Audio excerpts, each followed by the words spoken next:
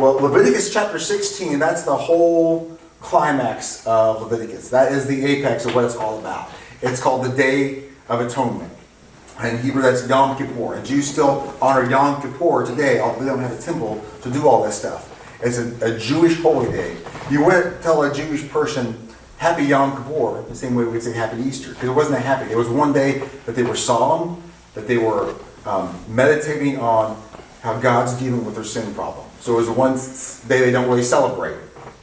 But here's what happened on that day. You had Aaron, the high priest. He had one specific job. He could only do it one day of the year. Let's go ahead and find it in my Bible so I can read it straight from here.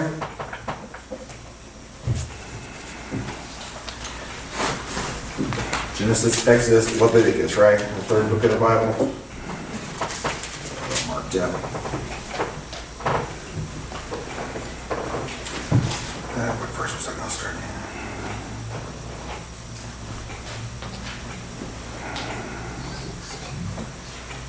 Remember, I had 16 here. I had this. 16, wrong chapter. Sorry.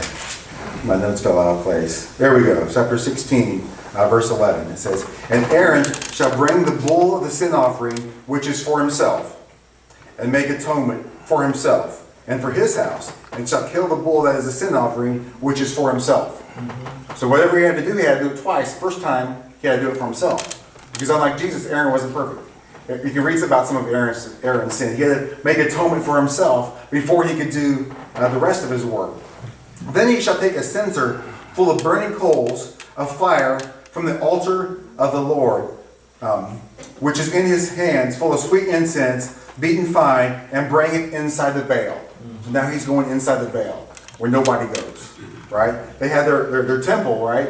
And they had part of it where kind of anybody could go, and then where only Jews could go, and then where only priests could go, and then the Holy of Holies, the middle part, where only the high priest could go, and only could go there one day a year. So he's going in. He's going in hot, right?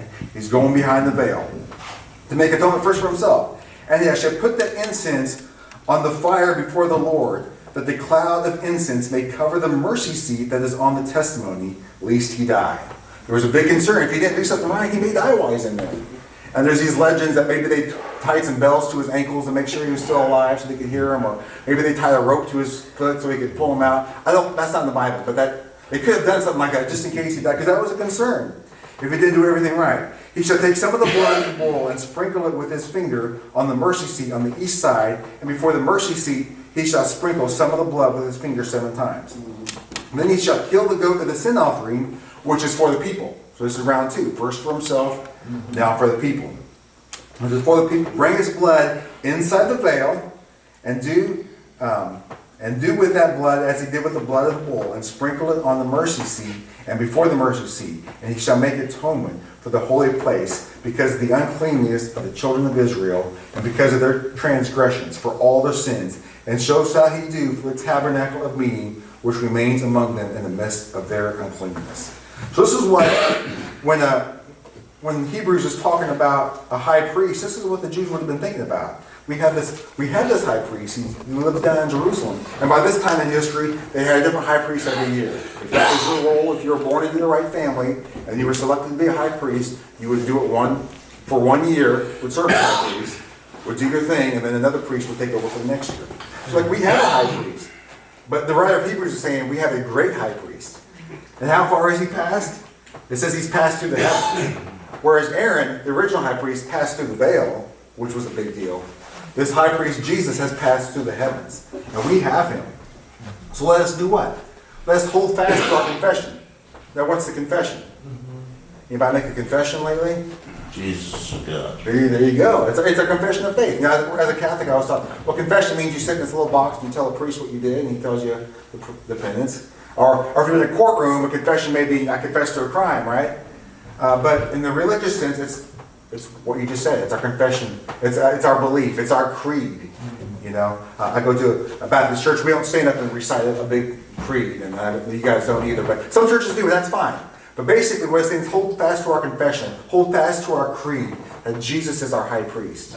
That Jesus has passed through the heavens. That Jesus intercedes before God on our behalf. What kind of priest do we have?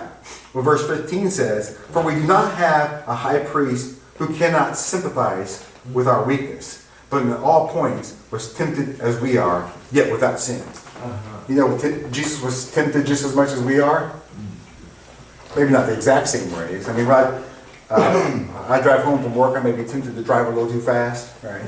Or I may be tempted to roll through a stop. That's not the kind of temptation Jesus specifically had. But he was tempted with all the lust and all the greed and all the anger and all the bitterness and all the whatever that we are tempted with. He took on our flesh. And so he subjected, in fact, he was tempted for how many days in the wilderness? 40 days by the devil.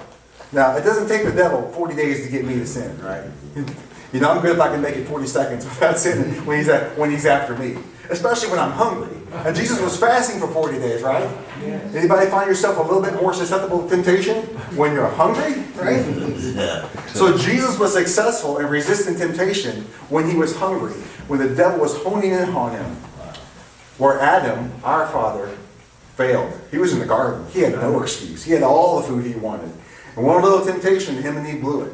That's how different Jesus was. So he was tempted in every way. And it says, he can sympathize with our weakness. Now, what does it mean to sympathize, right? Feel sorry for it. To feel sorry for, right? To feel what we feel. Now, some people, the Greek philosophers in particular, believe that God has no feeling. There's some God up there that he's above emotion. He's above feeling. And a lot of Christian theologians have said the same thing. They say that God is impassible, that he has no emotions. And I would agree that he's not swayed by his emotions the way we are. He's got them under control.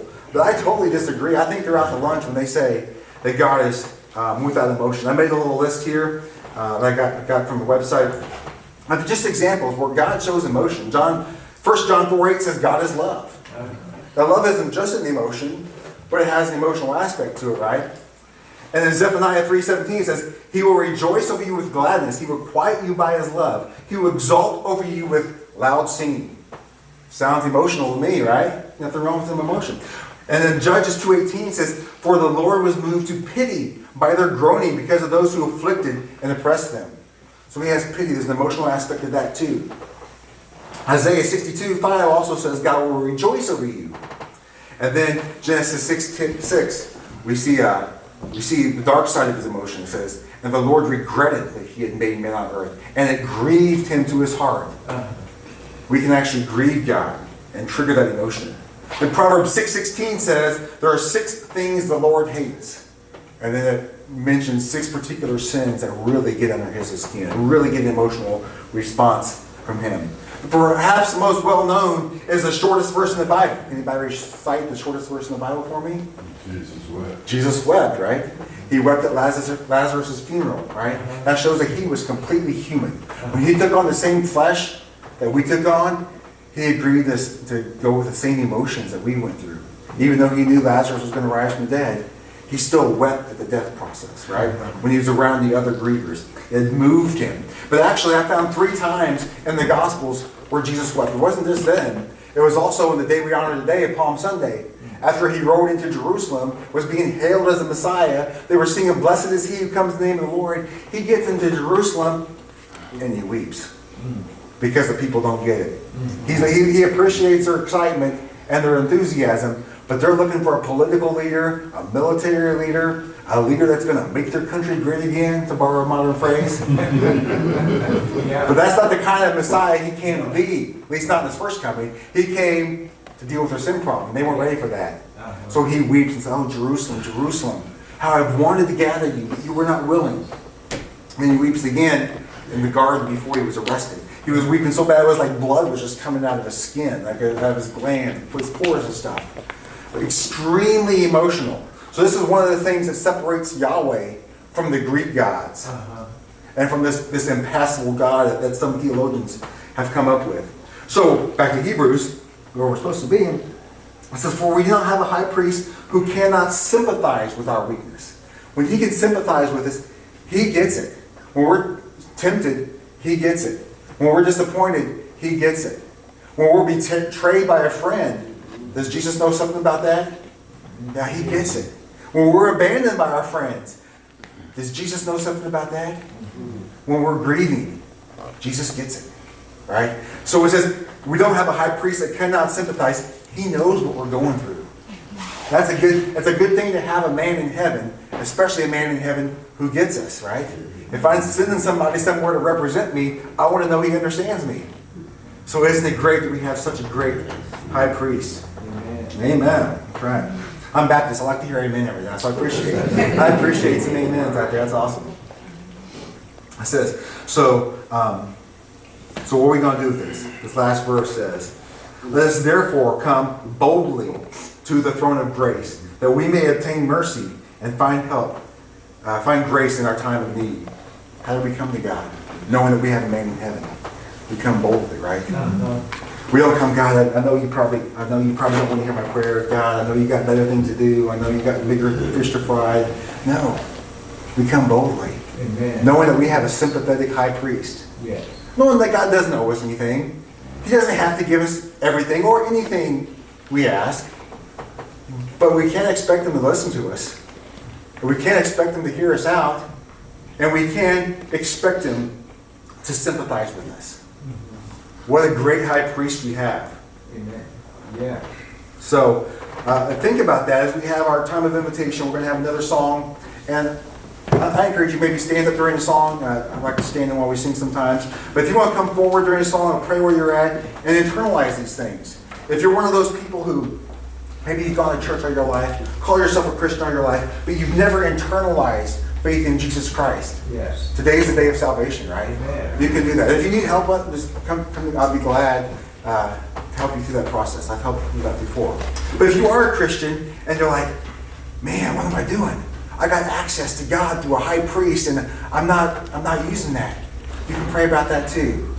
Get to know this high priest you got that much better. So I invite you to think about that as we move in to our time of invitation. And I believe Sister Connie, we're going to do the same song we did a little earlier.